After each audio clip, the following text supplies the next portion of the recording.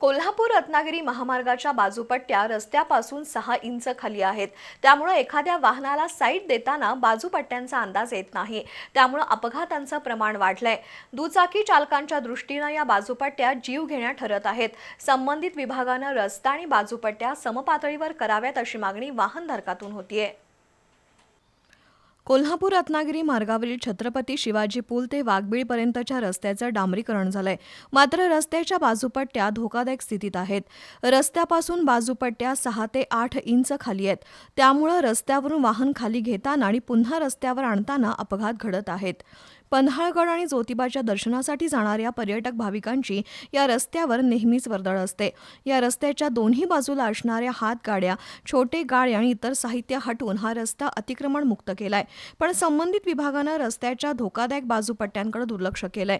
मुख्य रस्त्यावरून विविध गावांकडे जाणाऱ्या मार्गावर दिशादर्शक फलक लावलेले नाहीत। त्यामुळे गावाकडे वळण्याचा रस्ता लवकर लक्षात येत नाही। या मार्गावरील मोऱ्या अरुंद आणि उघड्या आहेत।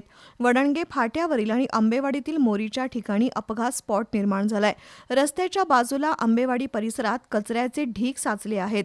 अधूनमधून इथला कचरा पेटवला जातो। त्यामुळे रस्त्यावर धुराचे लोट पसरून अपघाताला निमंत्रण मिळत आहे।